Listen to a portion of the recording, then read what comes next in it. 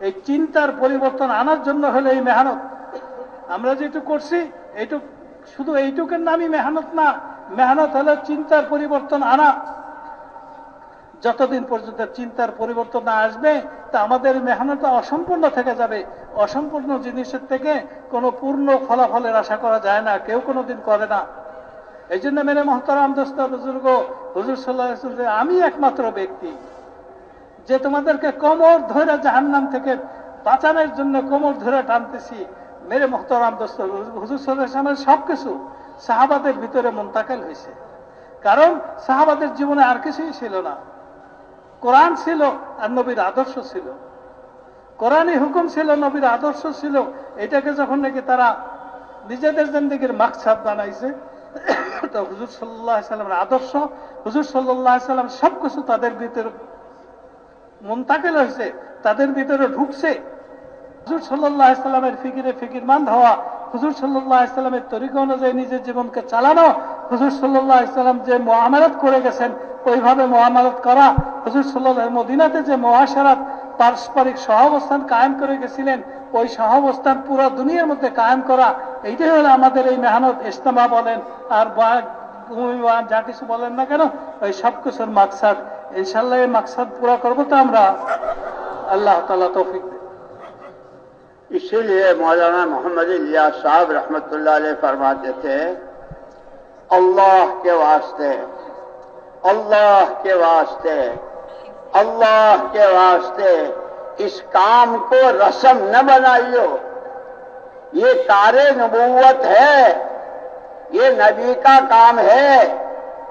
नबी का काम नबी वाले मिजाज से, जैसे तिजारत ताजिराना मिजाज से, खेती खेती के मिजाज से, कि नबूवत वाला मिजाज कि सिर्फ और सिर्फ अल्लाह को राजी करना, अपनी आखिरत बनाना और हर एक के लिए रहमत बनकर जीना, कि रहमतुल लिल आलमीन वमा अरसलनाका इल्ला रहमतुल लिल आलमीन, कि नबी का उम्मती जहां भी रहे, अंधेरे में, उजाले में, मालदारी में, गुर्बत में, बीमारी में, तंदुरुस्ती में, सफर में, हजर में, मकाम पर, बाहर, कि मोहम्मदुर रसूलुल्लाह सल्लल्लाहु अलैहि वसल्लम का उम्मती खुदा की मखलूक के हक में रहमत बनकर जिए। ये नबूवत का मिसाल है, हमको दिया गया है। और इसको सहाबाए किराम रिज़वानुल्लाहि तआला अजमईन ने पूरे तौर पर ऐसा लिया था। हमने सहाबा को देखा नहीं, लेकिन जब भी किसी सहाबी का नाम आता है फौरन दुआ रज़ियल्लाहु अन्हु, रज़ियल्लाहु, अल्लाह उनसे राजी हो जाए, दुआएं निकलती है। इसलिए मेरे दोस्तों मौलाना इलियास साहब रहमतुल्लाह अलैह फरमाते थे, ये कारे नबूवत है, इसको रस्म न बनाइयो।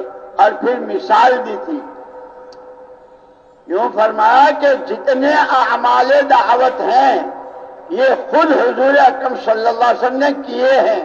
आपने गश्तें की है, आप एक एक के पीछे गए हैं, आप मीना मुज़दलिफा में, उनके बाजारों में, उनके मेलों में, हर जगह जाके आपने दावत दी। फरमाया आज भी इन अमलों में गलत यकीन के सही यकीन से बदलने की, गुनाहों के ताअत और इबादत से बदलने की, जहालतों के इल्म नबूवत से और इल्म कुरान से बदलने की, गफलतों के अल्लाह की याद और इस्तेहजार से बदलने की, बदअखलाकी के अखलाक की बुलंदियों से बदलने की, अगराज दुनिया तलबी, खुद गर्जी, इस सब के इखलास से बदलने की आज भी वही तासीर है जो हुजूर पाक सल्लल्लाहु अलैहि वसल्लम के जमाने में थी। और उसकी मिसाल दी थी मौलाना इलियास साहब रहमतुल्लाह अलैह ने, कि जैसे लीमू है, 1500 साल हो गया हुजूर पाक उनकी वफात को, जो तासीर लीमू में हुजूर के जमाने में थी, पानी को खट्टा करने की, कितने ज़लज़ले, कितने तूफान, कितनी जंगें, क्या क्या दुनिया में हुआ, लेकिन लीमू की तासीर नहीं बदली। और फिर ये नहीं कि कोई बहुत बड़े बुजुर्ग निचोड़ेंगे तो ही पानी इकट्ठा होगा। साइकिल वाला, रिक्शे वाला, मामूली सी नौकरी करने वाला, वो भी अगर निचोड़ेगा तो पानी इकट्ठा होगा। लेकिन फरमाया कि हाँ,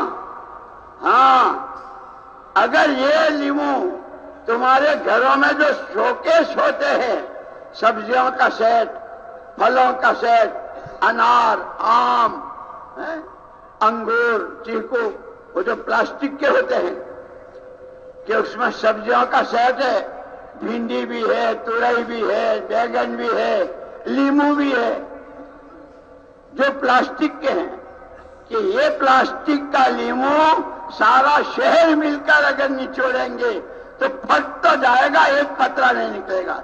इसलिए अल्लाह के वास्ते इस मेहनत को, इस काम को रस्म न बनाओ।